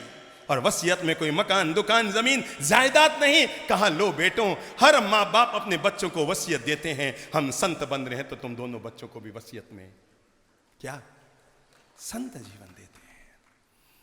पिताजी महाराज तो हम सदा उनकी सेवा में रहते थे और माताजी महाराज साध्वियों के संग रहती थी। एक बार माताजी महाराज ने वर्षी तप किया। वर्षी तप समझते? हम लोग तब तक आगरा से भी आगे, फरीदाबाद से भी आगे कलकत्ता की तरफ निकल चुके थे। उस समय न तो मोबाइल थे न फोन का ज्यादा जमाना था, और वो हमारे माताजी महाराज ज्यादा ही मितव्ययी महिला थी तो लिफाफा और अंतर्देशी भी यूज नहीं करती थी। उस समय आता था 10 पैसे में एक पोस्ट कार्ड, और माताजी महाराज का एक पोस्ट कार्ड हमारे हाथ में। जब आगरा के लोग हमसे मिलने के लिए आए, रास्ते में दर्शन करने के लिए चिट्ठियां आई, उनमें एक चिट्ठी माताजी महाराज की भी थी। माताजी महाराज ने चिट्ठी हमें हमारे नाम लिखी थी, ललित प्रभ चंद्रप्रभ महाराज, मेरे दोनों प्यारे बेटों, मुझे गौरव है तुम लोगों ने मेरे नाम को, खैर जो भी लिखा होगा, वो अपने बच्चों पर बहुत गौरव करती थी कि मुझे गौरव है कि 2 बेटे मेरे भगवान के रास्ते पर आए। उन्होंने लिखा, बेटा मेरे वर्षी तप है और पता नहीं, मुझे पता है तुम लोगों ने कलकत्ता चातुर्मास की जय बोल दी है, इसलिए तुम्हारा तो वहां पर जाना तय है, बदला नहीं जा सकता। समाज के इज्जत का सवाल होता है, जय बोल दी है और वहां पर सारी चीजें बुकिंग होनी शुरू हो गई बेटा। पर पता नहीं रह रह कर मेरे मन में आ रहा है कि मैं अपने वर्षी तप का पालना अपने दोनों बेटे जो संत बने हुए उनके हाथ से करूं। बस मुझे पता है नहीं आ पाओगे, पर मन के भाव किससे लिखती, इसलिए मैं तुम दोनों को लिखती है। हमने पोस्ट कार्ड पढ़ा। गोचरी तब तक हम बहर कर ला चुके थे। गोचरी मतलब आहार करने का मन नहीं हो रहा था कि माताजी महाराज के लिए क्या निर्णय करें। बहुत सा रास्ता हमने कलकत्ता का पार कर लिया था और पालितना हमसे बहुत दूर था। दोपहर में जितनी भाई उतनी गोचरी की। दोनों भाई बैठे। पिताजी महाराज को हमने तब तक बताया कि नहीं, पहले अपन तो सोचो भाई। सोचा क्या करें क्या करें क्या करें क्या करें। माताजी महाराज ने जीवन में पहली बार पोस्ट कार्ड लिखा है कि मेरी इच्छा हो रही है बेटों के हाथ से पालना करूं। इधर कलकत्ता चातुर्मास के हम जय बोल चुके थे, लंबा रास्ता पार कर चुके थे। हमने दोपहर में अपने पूज्य पिताजी महाराज के पास बैठकर मीटिंग की कि बाबूजी माताजी महाराज ने ऐसा लिखा है। तो उनका बेटा तुम तुम्हारे विवेक से निर्णय करो। उन्होंने वो ज़्यादा पंचायती वगैरह करते नहीं थे, कहते थे बेटा मैंने पढ़ा लिखा कर तुमको तैयार कर दिया, तुम तुम्हारे विवेक से निर्णय कर लो, तुम्हें जो अच्छा लगे सो कर लो बेटा, समाज में भी अच्छा रहे और तुम्हारी माँ की इच्छा भी पूरी हो, जैसा तुम अच्छा लगे करो। दोपहर हुई, शाम हुई और अंततः रात को 7 बजे हमने कलकत्ता संघ वालों को, समय मोबाइल तो होता नहीं था, लाइट कॉल बुक कराया और बुक करा के उन्हें सारी बात समझाई और कहा कि हम आपसे क्षमा मांगते हैं और हमारा मन हमें बार बार गवाही दे रहा है कि हमें हमारी माँ के पालने के दिन उनके पास होना चाहिए। उन्होंने हमारी व्यवस्थाओं को समझा, कहा गुरुदेव कोई दिक्कत नहीं है, कलकत्ता संघ पूरा आपके माताजी महाराज के पालने पे पहुंचेगा, हम भविष्य में कभी चौमासा करा लेंगे, कोई चौमासे की खास बात नहीं है गुरुदेव, अगर आपकी इच्छा हो गई है। शावक वर्ग भी तो समझ जाता है ना। जैसे चंद्रप्रभ जी महाराज जोधपुर से रवाना हुए रायपुर के लिए, 100 किलोमीटर चले, पर चलने के बाद उन्हें लगा कि इस भयंकर गर्मी में मैं इतनी लंबी यात्रा पद यात्रा तय नहीं कर पाऊंगा, और वे तब वहाँ 100 किलोमीटर वापस आकर वापस चले गए। पर जब हमने यहाँ के सारे पदाधिकारियों को समझाया तो समझ गए, ठीक है गुरुदेव कोई दिक्कत नहीं है, हम आपसे भी काम चला लेंगे, और चला लिया है। कोई, मैं आपको बता दूं, कभी आपको चंद्रप्रभ का ललित प्रभ का प्रवचन सुनना हो तो फर्क बता दूं क्या करो, थोड़ी लाइट धीमे कर लो तो जो काला काला चेहरा नजर आए वो समझ लो ललित प्रभ बोल रहे हैं। जब चंद्रप्रभ को सुनना हो तो बात तो वो की वो ये लाइट है थोड़ी तेज कर लो, थोड़ा मेरा चेहरा गोरा हो जाएगा, समझ लो चंद्रप्रभ जी बोल रहे हैं। इसके अलावा तो हम ट्विन वन है। हमें कोई पूछते हैं भाई साहब आप ट्विन्स हैं, मैं कहता हूं ट्विन्स के भी बाप है, 3 साल का फर्क है बस, बाकी ट्विन्स के बाप है। ठीक, कलकत्ता वाले मान गए। अब मैं आपको कैसे बताऊं, हमने अपनी पूरी जिंदगी में जन्म लेने के बाद इतना लंबा व्यवहार कुछ थे ही नहीं दुनिया में, और हम लोग ठेठ कानपुर के पास से तब तक हम पहुंच चुके थे। वापस उल्टे रवाना हुए, उधर बीच के सारे शहरों को तय करते हुए फरीदाबाद, आगरा, ग्वालियर और शिवपुर और उज्जैन, इंदौर और अहमदाबाद और धोलका, और वो सब तय करते हुए जिंदगी में कभी गौरव करना तो इसी बात का हम दोनों भाइयों को गौरव रहता है कि आखिर अंततः हमने अपनी माँ की इच्छा पूरी कर दी, और आखा तीज के दिन सुबह 11 बजे हम पालितना में पहुंच गए। पूरी जिंदगी में इतना लंबा विहार कभी सोच नहीं सकते थे, और तय है आखा तीज के पहले गर्मी गर्मी पड़ी होगी। प्रणाम तो मैं अपने पूज्य पिताजी महाराज को करूंगा कि जिन्होंने हमारी इच्छा को पूरा करने के लिए उस बुढ़ापे में इतनी लंबी यात्रा की। पर जब हम वहाँ पर माँ को पालना करा रहे थे, 10:30 बजे 11 बजे हम वहाँ पर पहुँचे, विधि विधान हुआ। उस समय गुजरात के मुख्यमंत्री भी आए थे, और उस समय रामायण चलती थी, तो दारा सिंह, रविंद्र जैन, राजेंद्र जैन, जो भी रामायण के मुख्य पात्र थे, जब पता लगा कि दोनों भाई पालना कराने माता जी महाराज के लिए आ रहे हैं, तो जो देश भर में जुड़े हुए हमसे लोग थे, बड़े बड़े हजारों लोग पालितना में पहुँचे, और पालितना के स्टेडियम में हमने अपने पूज्य माता जी महाराज को पालना कराने का सौभाग्य लिया। अब मैं बताऊं मां की ममता क्या होती है। 2 दिन बाद हम दोनों बैठे थे, मैं और चंद्रप्रभ जी महाराज। तो उन्होंने माता जी महाराज से पूछा, माता जी महाराज कोई बचपन की बात बताएंगे?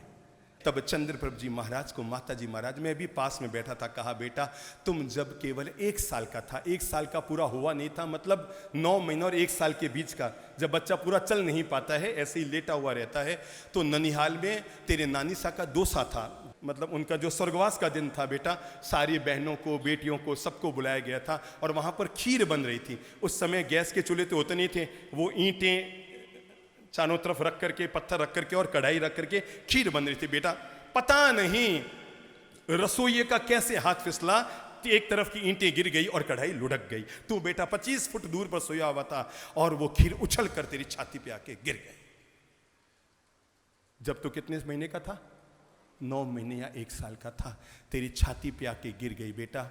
उस समय इलाज के इतने इंतजाम नहीं थे, दौड़कर सब लोग बीकानेर का जो बड़ा अस्पताल था जहाँ पर जलेबों का इलाज होता, वहाँ ले जाया गया।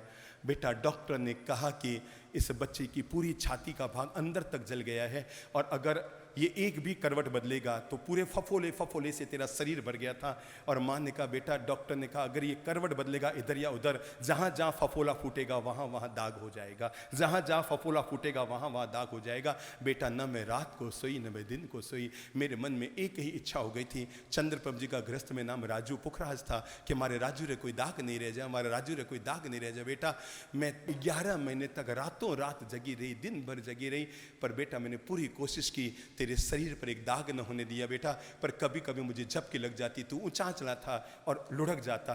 तो आज भी चंद्रप्रभ जी की छाती पर 15-20 यहाँ पर जो दाग है ना, वो कभी भी समझ नहीं पाए थे मेरे दाग क्यों हैं, मेरे दाग क्यों हैं। पर उस दिन उसे पता लगा ये दाग नहीं, ये तो बेदाग रखने के लिए मेरी माँ की ममता है, ये मुझे बेदाग रखने के लिए मेरी माँ की ममता है।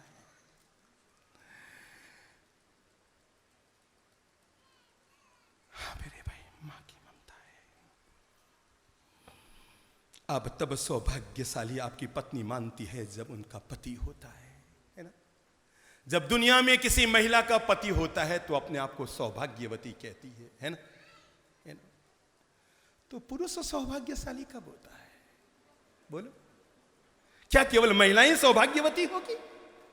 महिलाएं तब सौभाग्यवती होती है जब उनका पति होता है, और पुरुष तब तक सौभाग्यशाली रहता है जब तक उसके मां बाप होते हैं।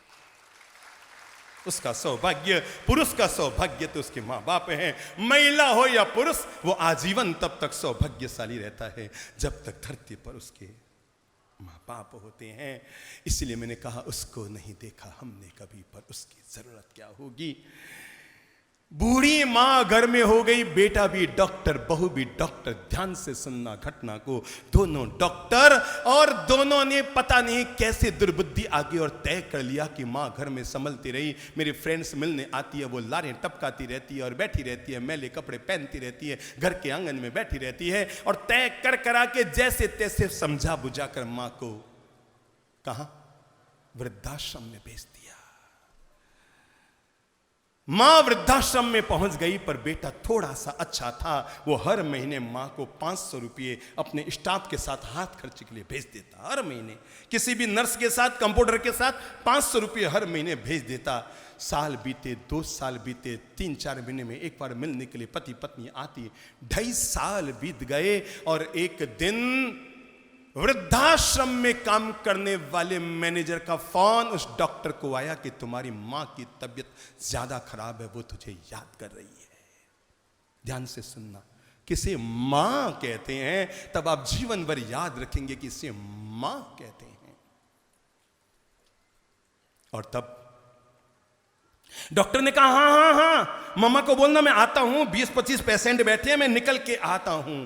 दोपहर में 2 बजे फिर मैनेजर ने फोन किया, अजी साहब आपके मां की तबीयत ज्यादा खराब है। उसने कहा बस मैं आ ही रहा हूं, 4 पेशेंट और बैठे, उनको सल्टा कर आ रहा हूं।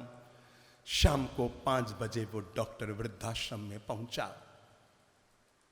चौंक पड़ा, समझते देर न लगी, क्योंकि वृद्धाश्रम के आंगन में एक सफेद चादर उड़ाकर किसी महिला का शव रखा हुआ था। और पास पहुंचते उसे पता लग गया ये और कोई नहीं, उसकी मां है। जैसे उसने मरी हुई मां के शव को देखा तो एक बार तो क्या धक्का लगा, उफ, चुप गया। और उसने पास में खड़े हुए वृद्धाश्रम के सारे लोगों से पूछा कि क्या मेरी मां ने मुझे मरने से पहले याद किया। वृद्धाश्रम के मैनेजर ने कहा तुम कहते हो मरने से पहले याद किया, अरे यहां पर 2.5 साल तक रहते हुए तुम्हारी मां ने तुम्हें याद करने के अलावा किया ही क्या था।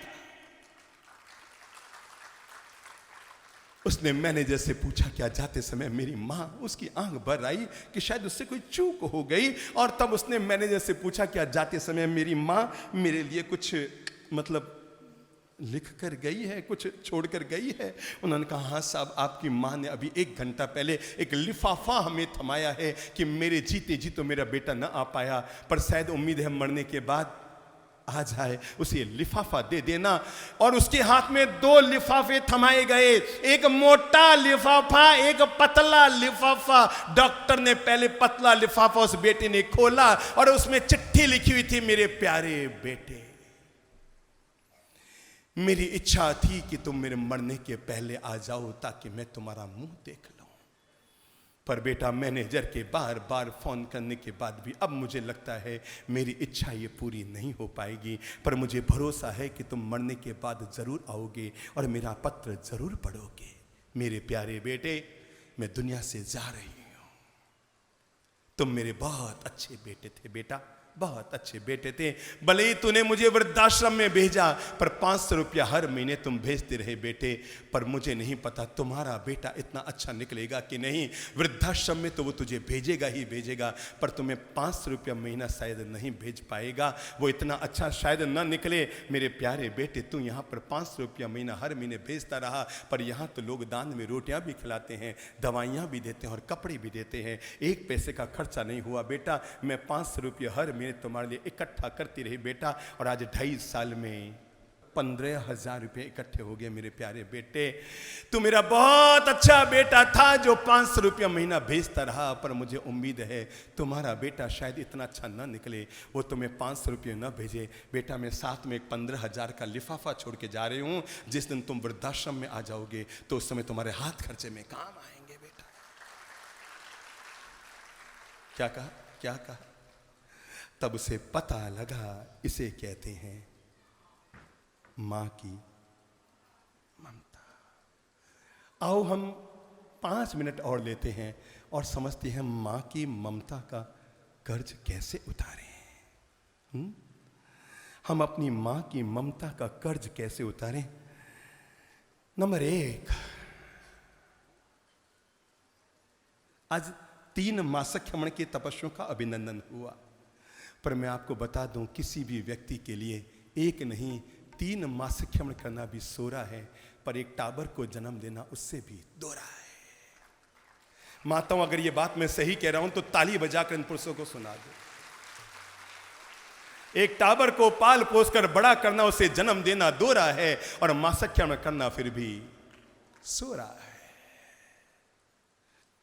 पहला काम करो। सुना था कि श्रवण कुमार अपनी मां को, पिता को कंधे पर कावड़ में लेकर गया। आज आप पहला नियम लो। मैं रोज तो नहीं, महीने में भी नहीं, पर साल में 1 बार अपने पूज्य मम्मी पापा दादा दादी जो भी घर में वयोवृद्ध है 7 दिन का अवकाश लूंगा धंधे पानी से, और उनको तीर्थ की यात्रा पर कावड़ में नहीं कार में लेकर चला जाऊं। इतना तो कर सकते हो ना, तो जोड़ो अपने हाथ। जोड़ो अपने हाथ कि आज मैं नियम लेता हूं कि मैं कावड़ में तो अपने माँ बाप को तीर्थ यात्रा नहीं करा सकता, पर साल में 1 बार 7 दिन के लिए धंधे पानी से फ्री होकर अपने पूज्य माता पिता को तीर्थ की यात्रा करने लेकर जाऊंगा। नंबर 2, अगर आप कर सकते हैं तो जरूर करो, और वो है 24 घंटे में 1 बार ही सही अपनी माँ और पिता या दादा दादी के साथ एक थाली में बैठकर खाना जरूर खाओ, जरूर खाओ। अगर आप कर सकते हो तो ये पुण्य जरूर अपने जीवन में कमा लो कि 24 घंटे में 1 बार ही सही, पर अपने माता पिता के नाम पर एक समय खाना जरूर खा लो। मेरी अच्छी बहनों, आप में कौन कौन है जो चाहती है वो श्रवण कुमार की मां बने? हाथ खड़ा करो। बाकी के लिए कंस की प्रार्थना भी कर दूंगा, आपका संतान कंस जैसी भी हो जाए, मुझे कोई दिक्कत नहीं है, पर अभी ईमानदारी से हाथ खड़ा करो जो महिला चाहती है मेरा बेटा श्रवण कुमार जैसा हो। देख लो कोई भूल से रह नहीं जाए। कौन कौन है जाती है? आज मैं आपको मंत्र दे रहा हूं, और गारंटी के साथ, दुनिया में ऐसी गारंटी आज तक किसी संत ने नहीं दी होगी, मैं आपको गारंटी के साथ कहता हूं, जो भी महिला चाहती है उसका बेटा श्रवण कुमार बने, मैं आज उसे वचन देता हूं आपका बेटा श्रवण कुमार बनेगा। आपको केवल एक काम करना है, अपने पति को श्रवण कुमार बनाना है, बस। जिस महिला ने अपने पति को श्रवण कुमार बनाया है, मेरा दावा है उसका बेटा हर हालत में श्रवण कुमार बना है। तो एक काम करो, 24 घंटा में 1 बार ही सही नियम ले लो। हाथ जोड़ो, मैं करूंगा आज से। कितना भी धंधे में व्यस्त रहूं, कितना भी व्यापार में व्यस्त रहूं, अरे जिसने दुनिया दिखाई है आप उसी को भगवान के भरोसे छोड़ दोगे। एक समय उनके पास में बैठकर भोजन जरूर करेंगे। नंबर 3, जरूर संकल्प लो, महीने में 1 बार अपने पूज्य मम्मी पापा को एक लिफाफा जरूर थमाएंगे। समझ गए? चाहे 2100 रुपया, 3100 रुपया, 5100 रुपया, समझ रहे ना भगवान? भले आप समझते हम बहुत संपन्न है, मारे खने गणी सोने ने चाटे गए बेचारी। कोई बाजार में तो बेचने से जाऊन सो रही है। मैं 80 साल की बुढ़िया बाजार में सोना बेचने को जाने से रही। सोना तो तुम्हारे हिस्से आना है, पर एक काम जरूर करना, 5100 का लिफाफा, 31 जो आपकी औकात हो, 1100 का लिफाफा, थोड़ी ज्यादा औकात हो, है सोफे पर बैठे हुए लोगों तो 21,000 की भी औकात होगी, तो वो निकाल कर अपनी माँ को जरूर देना और कहना माँ ये सत्कर्म में लगा देना, दया दान में लगा देना, पुण्यार्जन में लगा देना। हो सकता है जवानी में वो दान नहीं कर पाए क्योंकि आपको पालना था। बताओ, जवानी में वो दान नहीं कर पाए क्योंकि आपको पालना था, पर आज आपकी हैसियत है तो आप अपने मम्मी पापा को हर महीने 2100 का, 1100 का, 5100 का, 11,000 का, और उन्हें कह के रखो मम्मी पापा आपको समाज में जब भी दान करना हो, कभी भी हम बच्चों को कहने की जरूरत नहीं है, पूछने की जरूरत नहीं है। वो घर का भाग्य कमजोर है जहां माँ बाप को बच्चों को पूछ पूछ कर दान देना पड़ता हो, यह आपके घर के भाग्य की कमजोरी है। उन्हें खुली छूट दो, मम्मी पापा आपको जो दान करना हो करो। अरे जवानी में आपने हमको पाला, अब बुढ़ापे में आपको जो सत्कर्म करना हो करो। और हाँ, एक काम और करना जिंदगी में, जब भी कभी दान दो तो अपना नाम मत लिखाना, जब भी नाम लिखाना हो तो अपने पूज्य माता पिता का नाम लिखाना। आज से नियम ले लो, हम समाज में कहीं भी दान लिखाएंगे, कहीं भी चंदा लिखाएंगे, पत्थर पे नाम लिखाएंगे, अरे आपका नाम आपके बच्चे लिखा देंगे अगर आपने अपने माँ बाप का नाम खुदवा दिया तो अपने नाम की परवाह मत करना, नियम बना लो। आज से मैं जब भी कहीं पर भी दान दूंगा, कहीं पर भी सहयोग करूंगा, पूज्य माता पिता ये आपके नाम समर्पण, इसका पुण्य आपको मिले पूज्य माता पिता। मैं आपके लिए और तो कुछ नहीं कर सकता। हे ईश्वर, तू उसे स्वर्ग में जगह देना। बोल लो एक बार और, बोल लो, हे ईश्वर, तू उसे स्वर्ग में जगह देना जिसे 9 महीना अपने पेट में मुझे जगह दी थी, जिसने 9 महीना अपने पेट में मुझे जगह दी थी। ईश्वर, तो उस महान नारी को स्वर्ग में जगह देना। आज से नियम बना लो, जब भी दान करोगे एक बार अपना अपना मोबाइल निकालो, तो फटाफट निकालो, फटाफट, और देखो मोबाइल को खोलते सामने क्या आया। किसी की बीबी आई, किसी के बच्चा आया, है ना। आज से नियम बना लो, घर जाओ ना तो घर पे जाते ही इस फोन को क्या कहते हैं, स्मार्टफोन। क्या कहते हैं, क्या कहते हैं, स्मार्टफोन। आज से घर जाते ही एक काम करना, मम्मी और पापा अगर दोनों हैं तो किस्मत वाले, और अगर 2 में से एक है तो आधी किस्मत वाले। उनको सामने बैठा कर उनका एक फोटो खींच लेना, और जब भी मोबाइल खोलो तो बोलो, बोलो, हाथ ऊंचा करके नियम लो। कौन कौन इसको पालेगा आज घर जाके। बीबी नाराज हो तो कोई चिंता मत करना, 2 दिन में ठीक हो जाएगी वापस। कब तक नाराज रहेगी, हैं? मेरा फोटो हटा दिया और मम्मी का डाल दिया, ठीक है, इतना तो ललित प्रभु का कहना आप मान ही सकते हैं ना। आप इतना करके देखना, अगर आपके भाग्य के सितारे बुलंद न हो जाए तो मुझसे कहना। और हाँ, एक काम और करना मत भूल जाना, वो आपका पर्स है ना, रुपयों वाला पर्स निकालो, तो खर्चा नहीं कराऊंगा। 2000 का नोट, 500 का नोट, 100 का नोट, चाहे जो नोट हो, अगर आप चाहते हैं आपका पर्स हमेशा भरा रहे तो एक काम जरूर करना, अपने पर्स में आज फोटो मम्मी पापा का खिंचवा लेना, एक प्रिंट निकलवा लेना, और अपने पर्स का जो होता है ना प्लास्टिक का, क्या कहते हैं वो, जिसमें आपने बीबी का फोटो डाल रखा है, आज उसको निकाल करके अपने पूज्य माता पिता का फोटो डाल लेना। वो पर्स आपका अखंड भरा रहेगा, अखंड भरा रहेगा। अगर 9 महीने आपको लगे ना आपका भाग्य खराब, नसीब खराब, मैं जो बातें कह रहा हूं सब अनुभव की कह रहा हूं, किताबों के पढ़ी हुई बातें नहीं कह रहा हूं। अगर आपको किसी पंडित के पास गए, शनि की दशा लगी, राहु बारू, केतु बारू, मंगल बारी, आपको लगता है आपके 9 ग्रह खराब, मेरे भाई शनि की दशा को उतरने में पंडित तो 7.5 साल लगा देगा, पर आपने अगर 7 दिन भी माँ बाप के चरणों में धूप लगा दी तो शनि की दशा न उतर जाए तो मुझसे कहना। अगर आपको लगे नवग्रह आपके खराब है तो कुछ मत करना। क्या करना, क्या करना, सुबह उठकर मां के चरणों का दर्शन और रात को सोते समय मां के चरणों की सेवा, ये 2 काम कर लेना। अगर आपके नवग्रह अनुकूल न हो जाए, मुझसे कहना, मुझसे, मैं जवाबदार हूं, मैं आपके नवग्रह को अनुकूल करूंगा, मैं आपके लिए पूजा पाठ करूंगा, क्योंकि मैं दावे के साथ कहता हूं दुनिया में कोई भी अनुष्ठान काम करे या ना करे, पर जो मैंने मां बाप के चरणों के दर्शन का अनुष्ठान बताया है ये कभी भी निष्फल नहीं जाएगा। तय मानकर चलना, जो व्यक्ति अपने माता पिता को सुख की रोटी नहीं खिलाता, अगर वो कबूतरों को दाना डाले, कभी आप अनुभव करके देख लेना, मेरी बात में दम न हो मुझे आके बताना, अगर वो कबूतरों को दाना डालेगा, कबूतर सारे दाने खा जाएंगे, पर उस आदमी के दाने कबूतर भी नहीं खाएंगे जो मां बाप को रोटी नहीं खिलाता है। मंदिर में जाकर पद्मावती माता को चुनरी बाद में उठाना, पहले अपनी बूढ़ी मां है ना घर में, उसकी सुंदर चुनरी की व्यवस्था कर लेना। मेरे भाई, माता पिता चले जाते हैं ना, गांव में लोगों ने रख रखा है, माता पिता चले जाते हैं, आप गांव जाते हैं, 4 मिठाई के साथ भोजन बनाते हैं ना, माता पिता के स्मृति में पूरे गांव वालों को जिमाते हैं, एक बड़ी तस्वीर लगाते हैं, फूल की मालाएं चढ़ाते हैं, 4 मिठाइयां चढ़ाते हैं। पता है उस समय मां क्या सोचती है, तस्वीर में से बाहर निकलूं और मारूं 2 जूत, जीते जी कभी मुझे खिचड़ी नहीं खिलाई और मेरे मरने के बाद दिखाने के नाम पर 4 मिठाइयां खिला रहा है, कैसी संतान। हाँ, अगर आप कर सको तो अंतिम पुण्य अपने जिंदगी में अपने हाथ से जरूर कर देना। जीवन भर के लिए मन को तैयार कर लो कि जब मैंने पहली सांस ली तो मां मेरे पास थी, जब वो अंतिम सांस लेगी मैं, बोलो, कमर सीधी कर लो अब 3 मिनट के लिए, मां के चरणों में आंख बंद करके एहसास कर लो कि या तो मां के गोद में सोए हो या पिता के गोद में सोए हो। अगर आपके पिता आजू बाजू कहीं हैं तो चले जाओ, शर्म मत खाओ, उनकी गोद में सोने का सुख ले लो इस गीत को सुनते हुए, शर्म मत खाना। अगर आपके मम्मी यहाँ है बहनों तो मम्मी के पास चले जाओ, आराम से 2 मिनट उनकी गोद में सोने का आनंद ले लो। दुनिया का कोई स्वर्ग माँ की गोद से बढ़कर तो नहीं होता है ना। अरे मेरे भाई साहब, कुरान शरीफ में कहा गया है कि जन्नत कहाँ होता है, तो कहा गया माँ के चरणों में इंसान का जन्नत होता है। स्वर्ग की मिट्टी माँ के चरणों में होती है।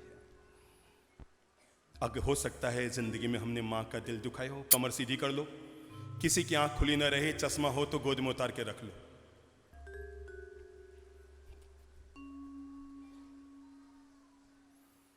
हो सकता है जिंदगी में कभी भूल से हमने माँ का दिल दुखा दिया हो सकता है कभी उनको तकलीफ पहुंचा दी हो सकता है कभी हम उनके जबान सामने लगा दी हो। ऐसा भी संभव है हमने उनका कहना टाल दिया, किसी और की बातों में आकर हमने माँ को खरा खोटा सुना दिया। मैं इन सब का प्रायश्चित करता हूं क्योंकि आज मुझे पता लगा कि मेरी माँ की मेरी जिंदगी में क्या कीमत होती है। आज मुझे पहली बार पता लगा कि माँ की जिंदगी में कीमत क्या होती है। हे माँ, मैं तुम्हारे चरणों में आया हूँ, घुटने टिका के शीश नमा रहा हूँ। मेरी भूलों को माफ करो माँ, मेरी भूलों को माफ करो माँ, मेरी भूलों को माफ करो माँ। मेरे इस बोल को, मेरी वंदना को स्वीकार करो मेरी प्यारी माँ, स्वीकार करो। माँ, मुझे तू अपने आंचल में छुपा ले, माँ मुझे तू अपने आंचल में छुपा ले, गले से लगा ले। सजल नैनों के साथ जिंदगी भर में माता पिता के साथ कोई भूल हो गई हो तो आज मंगल भावना के साथ हम इच्छामि दुक्कड़म सॉरी और प्रायश्चित कर रहे हैं माँ, तेरे चरणों में अपने जीवन का स्वर्ग ढूंढ रहे हैं माँ। मुझे तू अपने आंचल में छुपा ले, गले से लगा ले, और मेरा कोई नहीं। माँ, मुझे तू अपने आंचल में छुपा ले, गले से लगा ले, और मेरा कोई नहीं। फिर न सताऊंगा कभी पास बुला ले, फिर न सताऊंगा कभी पास बुला ले, गले से लगा ले, और मेरा कोई नहीं। माँ, मुझे तू अपने आंचल में छुपा ले, गले से लगा ले, और मेरा कोई नहीं। भूल मेरी छोटी सी भूल जाओ माता, भूल मेरी छोटी सी भूल जाओ माता, ऐसे कोई अपनों से रूठ नहीं जाता। भूल मेरी छोटी सी भूल जाओ माता, ऐसे कोई अपनों से रूठ नहीं जाता, रूठ नहीं जाता। रूठा हुआ हूँ मैं, तू मुझको मना ले, रूठा हुआ हूँ तू मुझको मना ले, गले से लगा ले, और मेरा कोई नहीं। माँ, मुझे तू अपने आंचल में छुपा ले, गले से लगा ले, कि और मेरा कोई नहीं। गोद में तेरी आज तक मैं पला हूँ, उंगली पकड़ के माँ तेरी चला हूँ, तेरी चला हूँ। तेरे बिना मुझको अब कौन संभाले, तेरे बिना मुझको अब कौन संभाले, गले से लगा ले, और मेरा कोई नहीं।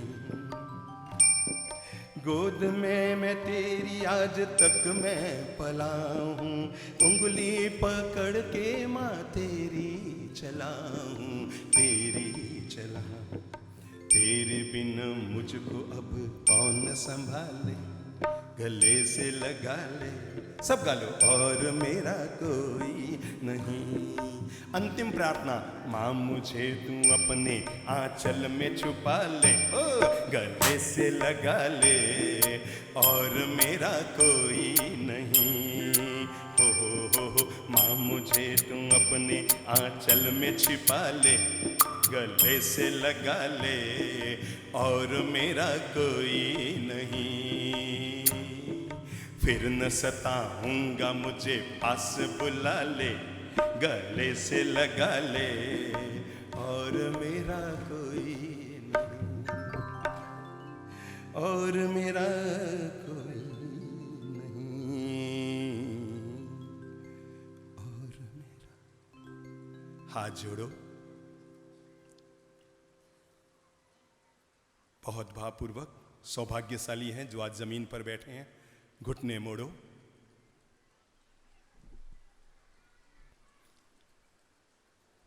थोड़ा कमर को झुकाओ, और बहुत भावपूर्वक जो लोग कुर्सी पर बैठे हैं वो भी मन से ये काम जरूर कर लो। घुटने टिका के, हाथ जोड़ के अपने पूज्य मम्मी पापा को पंचांग प्रणाम जो जहां है वहीं से उन्हें समर्पित करता हूं।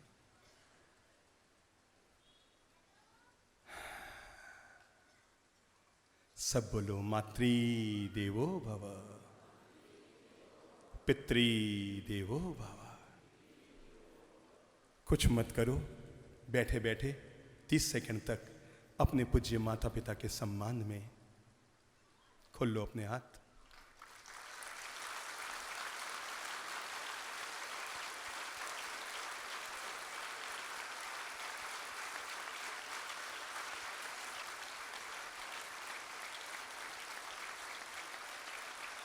Thank you so much, thank you so much. सभी लोग खड़े हो जाओ, कोई किसी से बातचीत न करे, बस माँ की ममता को हृदय में लेकर। धन्य हुई मेरी जबान जो माँ का गुणगान गा सकी।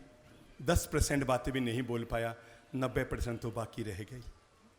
जिंदगी भर माँ पर बोलता रहूं तब भी माँ की ममता कभी खत्म नहीं होगी। धन्य हुई मेरी जबान जो माँ पर बोल पाई, धन्य हुए आपके कान जो माँ पर सुन पाए, और धन्य हुआ हम सबका हृदय जो माँ का गुणगान कर पाया, माँ का गुणगान कर पाया।